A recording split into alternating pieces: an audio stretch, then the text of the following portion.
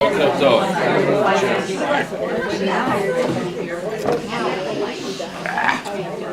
going to be turning to Parshas Behar, Bechukotai, on page 696. I'm going to take this opportunity to thank the sponsors.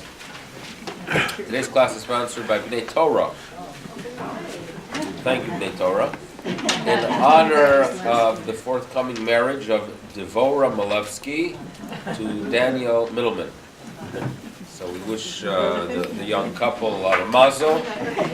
We wish especially the father of Kal a lot of sanity. And only good things to everyone. Kol hakavod for coming today. It's called escaping. It's called the good terrace. Now, Parashat Behar is a parasha that discusses the mitzvah of Shemitah. The land is supposed to rest. Just as we rest on the seventh day, the land rests on the seventh year. This is a challenging mitzvah for the farmer, challenging mitzvah for a society that's based on agriculture. We have a level of fascination with this mitzvah on page 696. The reason we are fascinated by it in the 20th century and the 21st century is due to the fact that when 130 years ago we begin this process of returning to Eretz Yisrael, this is a significant mitzvah that is addressed by the new yeshuvim, by the new kibbutzim, how to deal with the Shemitah issue. And we've addressed the different philosophies. You have those who claim, listen, it is a mitzvah, and it is a mitzvah that comes with a blessing, that when you perform the mitzvah, the land is blessed, and that's obviously what we need. In addition, tradition teaches us that the exile from the land is due to the fact that we ignored this mitzvah. So how can we ignore this mitzvah now when we are in the process of or attempting to complete the return? Well, you have others who say you have to be realistic, look at reality, and we have to find some kind of leniency, not to, God forbid, ignore the law, but to find a loophole, because the Torah itself understands that in every generation you have to reassess realities, and the rabbis have the responsibility to be sure that Torah has continuity, and continuity only exists when there's a body that has that ability of gearing it, of guiding it, of channeling it in the right direction for the sake of survival, not to undo Judaism, but rather that it should be in existence for eternity. So that is a fascinating topic we've addressed in the past itself. Parashat Behar talks about the land, while Parashat Bechukotai tells us that the land was given to us to behave in a very specific way. Israel is a different land than any other land. We're not going to be like the rest of the world. And as a result of the fact that Israel is different, Israel is compared to the sensitive stomach. You know the sensitive stomach? Are you familiar? Anyone not familiar with this? A sensitive stomach is a stomach that when you wake up in the morning and if you eat 2 slices of pizza and 3 donuts, the stomach tells you this is not a good thing to eat, right? That is called a sensitive stomach. The land of Israel has been compared to a sensitive stomach, right? My sensitive stomach wants oatmeal in the morning, right? So that if I don't get my oatmeal, like during Pesach, for example, the stomach tells me I'm there and I'm not happy about it. Eretz Yisrael is the same.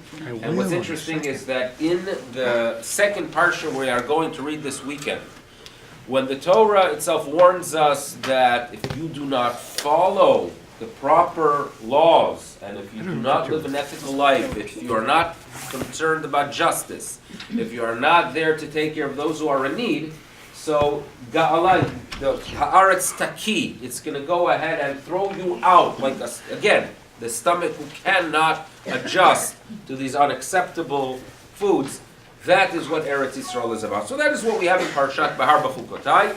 Now, we're going to actually focus on the beginning of Parashat Behar. where Vaydaber Hashem el Moshe, in most cases you would expect to see Vaydaber Hashem el Moshe lemor, but here we have the two additional words. Vaydaber Hashem el Moshe Behar Sinai le'emor. That what was commanded here by God to Moshe took place at Har Sinai. The question, which is expressed by the rabbis and by Rashi, with the following statement, and if you look inside, Rashi asks the question, Ma inyan shmita etzel Har Sinai, a term that is used even in modern Israel, like when you share a statement that has nothing to do with the context of what has been discussed or exists. The question is asked, Ma inyan shmita etzel Har Sinai, and the real question is here, we know that the commandments that Moshe teaches the people of Israel were given at Sinai. And if we know they were given at Sinai, why on earth does the Torah have to spell out here that they were given from Sinai? In other words, if indeed Moshe Rabbeinu, every single time he wants to record the fact that God spoke to him was at Sinai, fine, do so. And if not, don't do so. But why specifically here is there this need to spell out that you should know that this information that Moshe was provided by God was given to him at Har Sinai? This is the question that is asked. What's unique about this? So now, Rashi tells us, based on the rabbis, that you should know, and this is a key piece of information in our tradition that relates to much more than this parasha. The Torah itself in the wilderness was given over 3 times. The Torah itself in the wilderness during that 40-year period until they crossed the Jordan River was given to the people of Israel 3 times. And each one of those times, it was really actually a period of time, it has a different name. And to quote a section in the Talmud, a teaching by the great Rabbi Akiva, that you should know, the Torah itself was given at Sinai, round 1 at Sinai, with all its general rules and all the details. Meaning, do not think, tells us Rabbi Akiva, do not think that when Moshe Rabbeinu is inspired there at Mount Sinai, he only hears about the general rules and information and details were provided later. Not so, says Rabbi Akiva, klalot upratot, the klal, the general rule, and its details were given at Sinai. And that was number 1 of the 3. At Sinai itself, Moshe Rabbeinu was providing information. Number 2 tells us Rabbi Akiva, when was the second time that Moshe Rabbeinu gets the klalot and the prorot, klalot with the chaf? Where does he get the klal, the general rule, and its details? Number 2, remember these words, be'ohel mo'ed, ohel mo'ed. Throughout the years in the wilderness, they are traveling. As they are traveling, Moshe Rabbeinu stands by the tabernacle. He is inspired there and he gets information. It's information he teaches. The information he gets is again klalot, pratot. In other words, he is getting general rules, but bottom line is that is experience number 2 for Moshe Rabbeinu of learning the law. At Ohel Moed is with them throughout those years in the wilderness, an incredible period of time for our ancestors where their physical needs are taken care of. They are fed by the manna, they have the well with them, the mountain, the clouds of glory protect them. That's round 2 of their study of Torah. Okay, so number 1 was Har Sinai, number 2 was Ohel Moed. The third one was as they reach the east bank of the Jordan River, an area that is known as the Arvot Moav, where they are looking to the west and seeing Eretz Israel, and they settle there for some time. They settle there and they are already interacting with the society. They are already going into the marketplace, right? It's already a different period of time than the wilderness because they have rejoined to some extent civilization. Moshe Rabbeinu again experiences at that time inspiration, and there is again a teaching of Torah be'arvot Moav. These are the words of Rabbi Akiva. 3 rounds here. Now, back to our question, why Har Sinai here? Most mitzvot, the details are spelled out in the book of Devarim, the last book of the Torah, the book that shares with us what Moshe Rabbeinu communicates with the nation at round 3, at Arvot Moav. So one would expect details. If you want to find details in Torah, in many cases, you turn to Dvarim, the section that the nation hears at Arvot Moav. Shemitah details are not shared there. There's no extra details. There's nothing there. The details are actually right here. So what is it teaching us? If the details already were known earlier when he's still at Har Sinai, so clearly Har Sinai was an experience where details were given as well. So if details are given at Har Sinai, it is a sign, shares with us Rabbi Akiva, that you should know. Do not believe that due to the fact that Devarim is a book with details, that only details are given later. Details were already given at Har Sinai. And the Torah wants us to know that this relates to all of Torah. Everything was given at Har Sinai. Details were given at Har Sinai. That's why this portion starts off with Vaydaber Hashem el Moshe Behar Sinai le'emor, and there are many details here. Fine. So this is a very specific teaching. What is it telling us? Do not think that this is a developed law. Do not think that Moshe Rabbeinu comes up with the details on his own, but rather everything comes from Sinai. Fundamental? Yes. Now, I want to focus on the idea of Torah being taught in 3 stages. Okay, so what are they again? Har Sinai, Har Sinai, Oel Moed, Arvot Moav. What does that symbolize? Fair question. Symbolizes something. 3 rounds of Torah, what does it symbolize? So I'm going to start off with turning to the patriarchs, Avraham, Yitzchak, and Yaakov, and I'm gonna present them as follows. They symbolize the 3 stages of Torah growth. The 3 stages of living a Torah life. Stage number 1 is when you are inspired.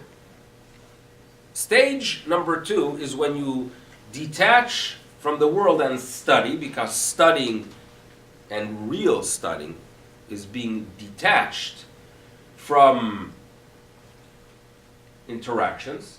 It's a reality, right? In other words, you think of nowadays of how people study. My older brother mentions how when you walk in, sometimes you walk into some European library, and he sees there people sitting in a corner with a library that's been in existence for 390 years, sitting there in a corner where they're not connected to anything, not to a computer, not to Wi-Fi, with books, just with books, and sitting there for 4 or 5 hours. And he notes that you do not see that so much in North America, because usually the study is done, with a computer, and even if you don't have it, you have the phone next to you. And I'm sure I'm not the only one that's guilty, that when you have technology, even if you are using it as a tool, there is a level of distraction. Right? Have you ever read for something or followed a conversation thank God for Shabbos? But besides Shabbos, during the week, have you ever had a 1-hour conversation without technology interrupting? All right? So we are interacting. Thank God for Shabbos. I mentioned the fact that when we spent 2 years in Chile, it was my best years of Torah learning. Why?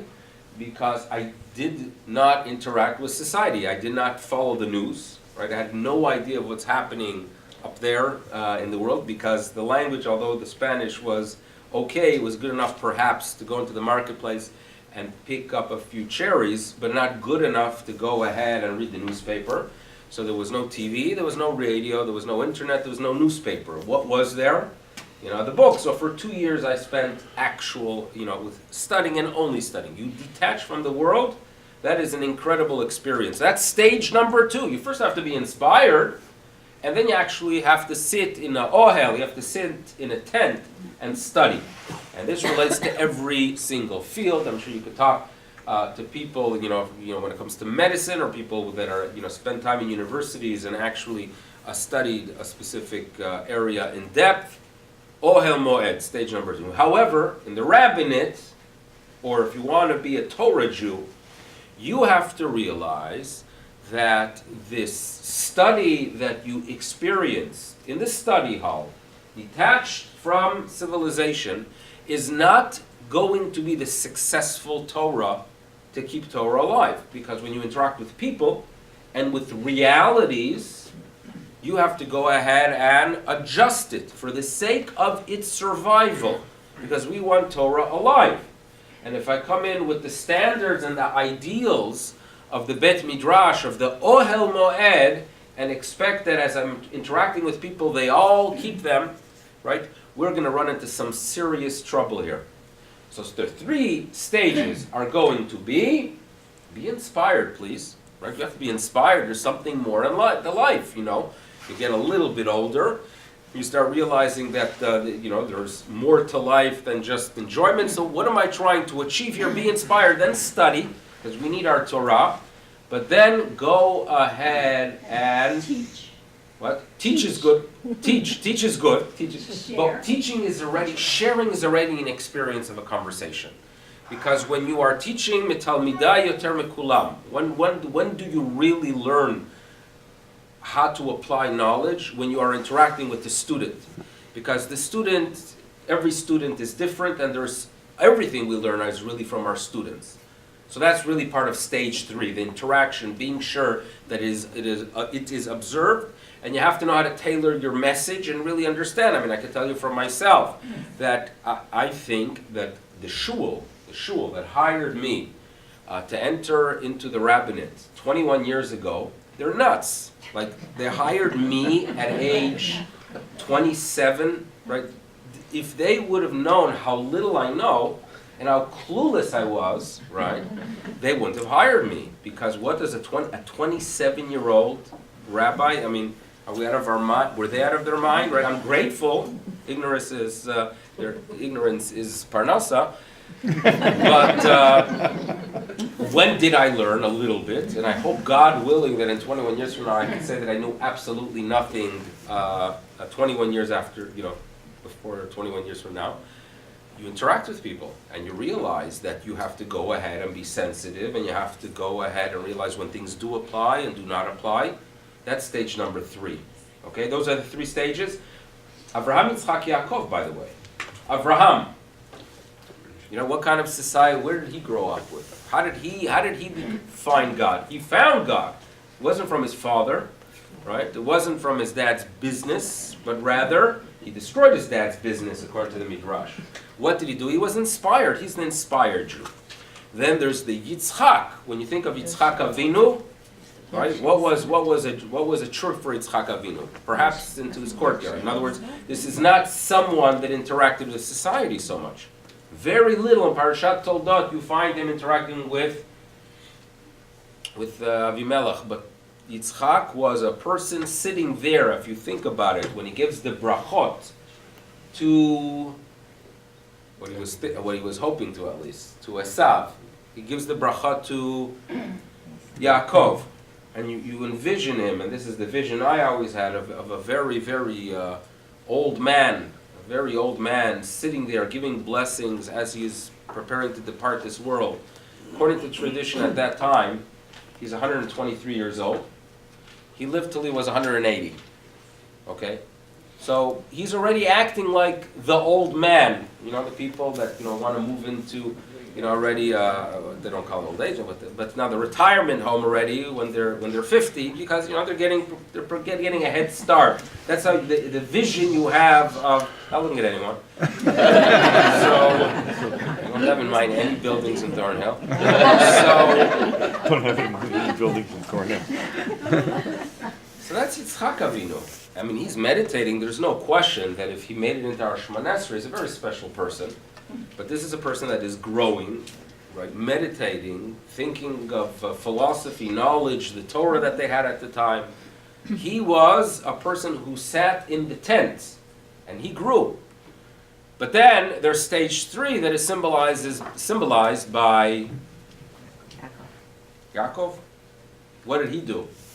He went out, and boy did he interact. Right? He wanted to be back in that tent, but it didn't work. Nothing worked for him. He is interacting with the Lavan, and then he's interacting with his children, and then he has to interact, and he makes his way to Egypt.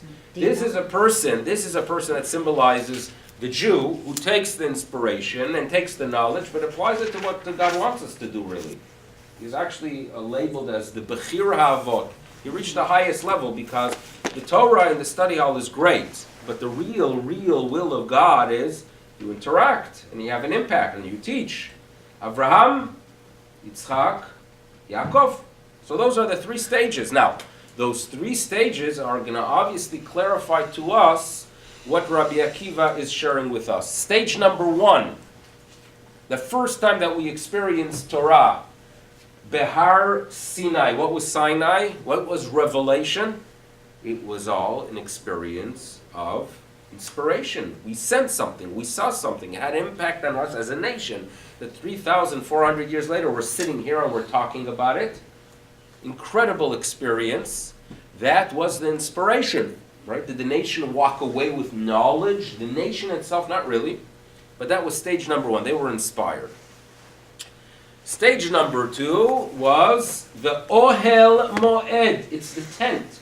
And although the whole nation is not technically sitting in a tent, but they are traveling in the wilderness, they are protected with these clouds of glory that are like the sukkah.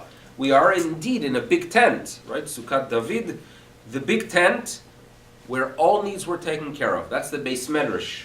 I went to yeshiva in Chicago, and yeshiva in Chicago had some German practices. Among them, that everything had to be clean and on time. That was the Telz approach. So therefore, when the dinner was called for 6:45, right, and you would get in line at 6:44 and 59 seconds, you wouldn't get dinner, right? It was at 6:45 when they would go ahead and start, and everything would run on time. And everything was the prohibition. The Rosh Hashiva would stop if there would be something on the floor in the Bet Midrash, a piece of paper. The Rosh Hashiva would stop someone from his learning to pick it up. Right? There was understanding that everything has to be the way it should. Why? You are here to learn. Nothing should distract you. Right? You are in this Ohel Moed. Incredible location. No question about it. That if you want to keep Torah alive 100 years from now, you need such institutions. Right? And they're doing an incredible job. Jewish continuity is due to the fact that there are yeshivot.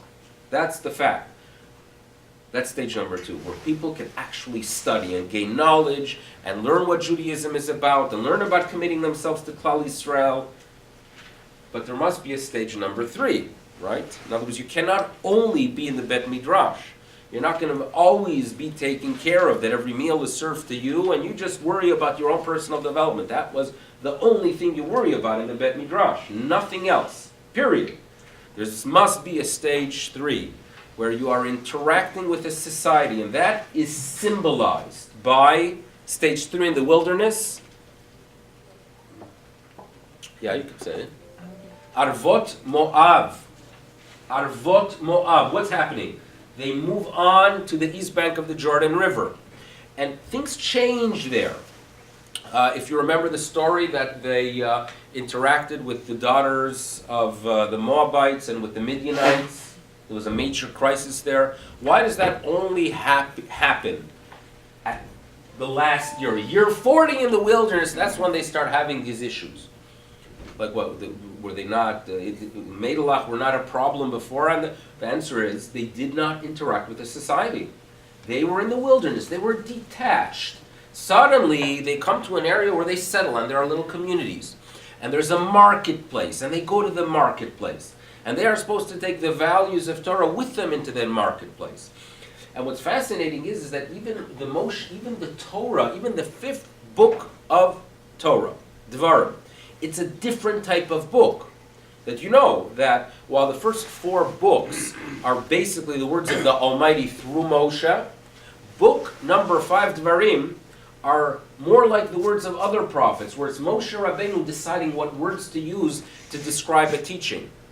Because he already is transferring, just as the nation itself is transferring from a nation in the wilderness into a nation that has to settle by interacting with a society, his teachings change from just the words of God that are completely detached to the words of a person. Something is happening here. That is stage number 3, which is a must. Interacting, right? Realizing that Torah is for the sake of teaching, for the sake of others as well. And I don't just mean Jewish people, it's for the world. That's really what we are about at the right time. We want to have an impact on the world. We realize that we carry something very, very special. At this point, we focus on our own people, but obviously we want to be a light upon the nations. That is stage number 3. You cannot only come in with ideals and expect Torah to survive through it. You know, there is a term in halachic literature that's known as shat hadchak, a time of great need. It's a loose translation. And halach itself tells us, perhaps it's an ideal to allow A, but in a time of a great need, you have to have some level of flexibility. There has to be a level of flexibility. This is an understanding that we don't live in stage 2. We live in stage 3. You know that there's a level of tension in the 20th century at times between rabbis of communities and Rashei Yeshiva, heads of yeshiva. Why would there be tension between these two types of Torah teachers? Well, it used to be until the 19th century, who was the Rosh Yeshiva, the local rabbi, who in his contract itself there was an understanding, or perhaps even spelled out, that a few of the local students who are talented are going to be learning under him. So they would learn under the rabbi / head of the yeshiva, and they would see him interacting with people. They would see how he was lenient for the poor person who would walk in with the chicken, because if he's going to go ahead and be very strict, the person is going to have nothing to eat for Yom Tov. So there was an understanding that even the learning in their yeshiva, quote unquote, is not really detached from society and from the needs of others, but rather it's blended together. That's how it was in the olden days. Comes the 19th and 20th century, the modern day yeshiva is a person who is leading it in a very ideal world. He's in Ohel Moed. It's only the study, and you could keep the highest standards. You never interact with the question. You never deal with the question where there's a very significant challenge, where you have to be creative for the survival of Judaism, because you're in this ideal mode. So sometimes when you have the Rosh Yeshiva, who is in this ideal world, and he hears a leniency from the rabbi who is interacting with the world where there is a need for some kind of leniency, there's a level of tension. Remember the 3 stages. Remember the term shat hadchak, and I'll share with you a little bit of a story. You know, I have a lot of old books in my library, right here. Now, some of the books were my father's. Some of them were my grandfather's. Some of them were my great-grandfather's.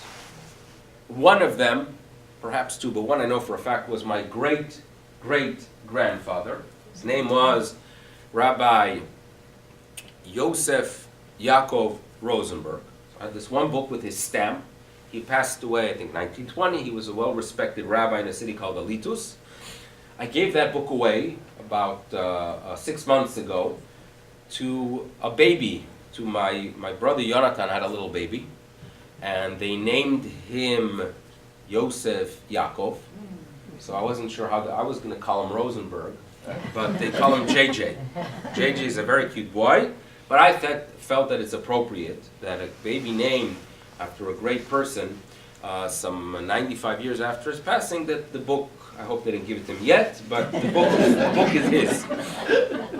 Now, among the Svarim I have that belong to a great-grandfather, the great-grandfather was a rabbi in that same city, Alitus, but on the other side of it worked as follows, that there were 2 rabbis in the city of Alitus. There was a river in between, so there was Alitus, Mizrach, and Marav. And on one side in Alitus Mizrach, this Rabbi Rosenberg, who is my grandfather Milevsky's maternal grandfather, who was the rabbi. On the other side was Rabbi Kolodetsky. And Rabbi Kolodetsky wasn't his real name, but that's a longer story, was on the other side, and that is my father's mother's father. Okay? And where is Alitus? That's Alitus is Lithuania. Okay, south of Kovno.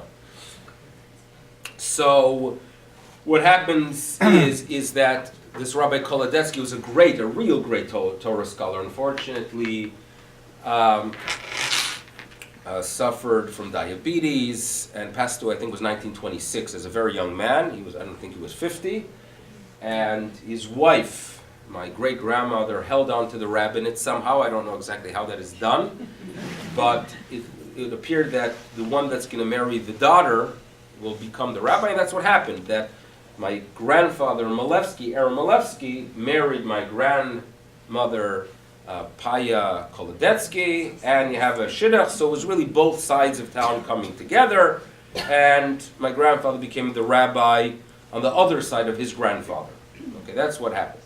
He inherited a lot of books from his father-in-law, and then when he left in 1937 to Montevideo, he took with him a lot of those books. Now, at some point around 15 years ago, so remember, who has them 15 years ago? I do, because unfortunately my grandfather is no longer here, my father's not here. I have the books, and I get a message through a cousin of my father, Moshe Kolitz, that his father was at the time the chief rabbi of Yerushalayim, wants some of the books of his father. In other words, it works as follows. That the Kolid, it sounds complex. The Kolodetsky name was changed to Kolitz. My great-grandfather, when he passed away, had a 3-year-old little boy, little Yitzchak, who lost his father. Yitzchak became a top-notch Torah scholar and eventually became the chief rabbi of Yerushalayim, which you remember him. So the chief rabbi of Yerushalayim wanted something tangible from his father, and he did a little bit of research, and he found out that I have it. So I sent some things with this Moshe Kolitz, who happened, if you remember at the end of last week's class, the fellow walked in, and I welcomed, that was Moshe Kolitz, the son, who he was the one that I transferred a few of the books. So there's some interesting books and stories, and we could go on with that. But right now I'm going to talk about one of the svarim that I enjoy holding and studying from, and it's a responsa. Rabbis were asked questions, and they respond. And there's something special about this one, not that it is so old. In other words, when it comes to the other svarim I have, this is a more recent one. This one's printed in Varsha in 1883. So it's not from the older ones that I have, but there's something special about it. And that is due to the fact that the author of this responsa was the Ramah, Ramosha Isserlis, Krakow, born 1520, dies 1572. Some of you were in the Ramah Shul, I'm sure, right? You saw his grave.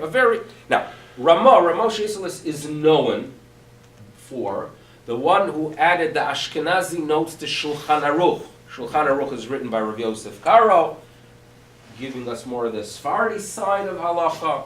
Ramosha Isserlis gives the Ashkenazi, so he is known for it. His responsa are less known. However, when you read through his responsa, it is one of the most incredible experiences because you learn much, much more about him and his attitude and who he was from it. And I want to share with you what a real rabbi is. A person who didn't settle in stage 2, right? Who realizes that even if you went through an Oel Moed and he studied and he had an incredible amount of knowledge, understood that Judaism survives because you have the ability to assess the Arvot Mo'av, what the nation is experiencing. And he will do what he feels is necessary, even though it doesn't fit into the ideal form. So he starts a tshuva, and this is tshuva 125. Well, one day I could give you a whole class on 124, which actually a different fascinating tshuva. But he starts off with these interesting words. Tshuvas usually start off with either he's addressing a specific person. At times, rabbis would add into the responsa, this is not in most cases, They would just get to the point immediately. But he starts off, Tshuva 125, Va'eshma acharai kol ra'ash gadol. Va'eshma acharai kol ra'ash gadol. I heard a big noise. There was a big tumult. So this is obviously a great headline for a tshuva, because anyone that's interested in something juicy, you're going to turn to this tshuva. This doesn't start off with the Chvod Harav HaGaon, right, or She'elah, Shlomchem. No. There was a tumult. Who was the tumult against? Himself. There was a tumult against the rabbi. Why? That people were Hebitu Acharei Moshe B'Maaseh. He did something, and some of the other scholars in town were very upset with him. Now, it's interesting to note that he did not live very, very long. If calculations are correct, he was in his early 50s when he passed away. So in most cases, when questions are asked to him or he has interactions with other rabbis, they are rabbis that are older than him. But there's no question they recognized that we're dealing here with the greatest. And the question was that he, on the surface, seemed to ignore a statement that appears in the Mishnah and the Talmud, which is from the bigger ones, right? Rabbis ignoring the Talmud is not exactly something that should be done. Well, what is the statement in the Talmud? So I'll tell you. There's a list of things we don't do on Shabbos that are not a Torah prohibition, but rather a rabbinic prohibition. And we take them into consideration just as much. Right? Now, among those prohibitions listed in the Talmud is the fact that you do not perform marriages on Shabbat. No marriages on Shabbat. Why not? You think about it. Right? It's a good, everyone, you're anyway dressed for the occasion. You might as well. You anyway have a nice meal. You might as well. Can't break the glass. Can't break the glass, you say, perhaps. Don't carry. Right, See? Oh, okay. Kinyan? So what do you mean? Pictures. Pictures. You can't take the pictures. What about the photography? So there are two explanations presented, which were mentioned here. One of them is a concern that you might write. In other words, the ketubah technically could be done from beforehand, because all the ketubah is a commitment. He could commit from before Shabbat. But the reality was that marriage always led to something being recorded. The rabbi said, no marriage. That's explanation number one. Explanation number two is that it is compared to acquiring something. It is compared to what's known as a kinyan, therefore don't do it. Now this is not some late rabbi that came up with it, it's in the Talmud. And that was the norm. You do not perform a marriage on Shabbat. Now, the problem we're going to address relates to another fact. It was common in Europe to have weddings on Friday. Does anyone, I should ask this. Anyone remember ever being at a wedding on Friday? In Israel today. Okay. Israel today a lot. In Israel today it's still done. I remember reading about Yair Stern from the Stern Gang, that he had his wedding on a Friday and he came late because the Brits were after him. So he had to figure out a way to get to his wedding. Weddings were done on Friday. Why were they done on Friday? Well, then you're getting ready for Shabbat. Right, in Israel, they put on their white shirts. That's all they do, the men anyway. In Israel, they put on a white shirt for the wedding.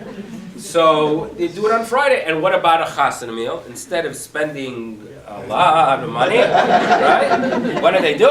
A Shabbos meal, right? Once upon a time, people were normal, it seems. So now we're dealing here with a wedding scheduled for Erev Shabbat, but then there's a problem. He shares with us the story. It's a very sad story. There was an Ishaya Ba'aretz, right? There was a person, and he did not have too much money, it appears. And he shidech bito. He went ahead and he did a shidduch for his daughter.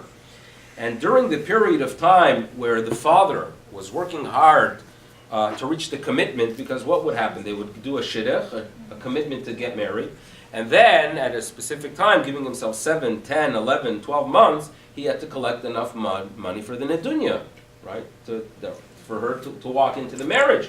And he better have that amount. And he was working very, very hard.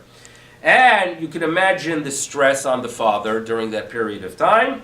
And lo aleinu, hiniach chaim lekol Israel. He didn't survive the period of time. Nebuch. And Nebuch, the daughter, nishara habat shkula v'galmuda en la'av ve'em. No parents at all. And there were some relatives some of the relatives became na'asula rechokim. You know what it is. When there's a wealthy relative, everyone becomes relatives. When there's a poor relative, everyone becomes rachok, it appears. Ve'elimu einaim enehem imena. They turn away from her. Well, there was one uncle that tried very, very hard to put things together and to try to the best of his ability that they could reach the date and enter her into a chuppah in an honorable way. And she did. She prepares herself. She took care of all needs. Night before she went, everything was taken care of as it's supposed to be done. But comes Friday, and they start working out the money. B'kasher natutz lalei erev, and it's as it is getting darker, the negotiations weren't going well because he was expecting that I'm kicking in more than you thought will be coming in due to the fact that there's no father, but the chassan side wanted more, so they were negotiating at the wedding. Negotiating, it should never happen, God forbid, to anyone, right? So kimat kidesh hayom. And they claimed after that they're missing, they only reached 2/3 out of the commitment. The chassan was not willing to budge. The Kala family was negotiating, turning. It was an awful, awful experience. Now, they know that the leaders of the community turned to the chassan with words, all kind of brachas and promises and who knows what. Velo shat liba, he didn't tune in. No, he wanted to see the money in the bank, right? She should have left. She should have left, you said. She should.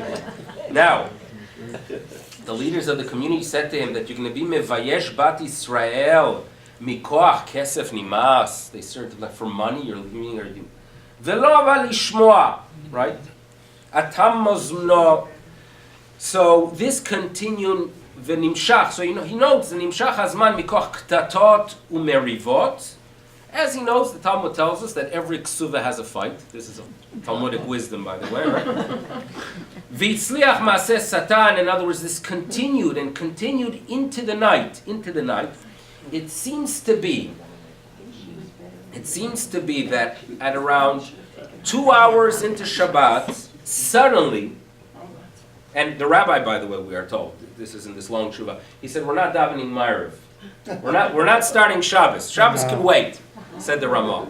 You guys are going to settle it. And they came to an agreement, but you know how it is. When you come to an agreement, you wait 10 minutes, it could be someone's going to have second thoughts. When they came to an agreement 2 hours into Shabbos, gets up the Ramah, okay, Mazel Tov. He marries them off on Shabbos. The Ramah married them off on Shabbos. Mazel Tov, and hopefully they lived happily ever after. But the Rabbonim in town were fuming. The Rabbonim in town felt this is unacceptable. We don't do marriages on Shabbat. So he goes ahead and he analyzes the Talmud and he starts giving explanations that if you take the Talmud and read it based on Rabbeinu Tam, perhaps it's permissible. In other words, he comes up as a rabbi should. He had an agenda and a goal, but also a desire that halachically it is okay to do it b'shat hadchak, and this was for him the greatest shat hadchak. And he writes that therefore, ha'emet, he ends off, that it is tzorech hasha'ah, when there is a need, when there's a great need, you have to be lehakel b'dvarim elu. I feel that it is a must, and remember, this is not some average rabbi. You're dealing here with the rabbi that for us Ashkenazim for the past 500 years has been the person we turn to for guidance, the Ramah.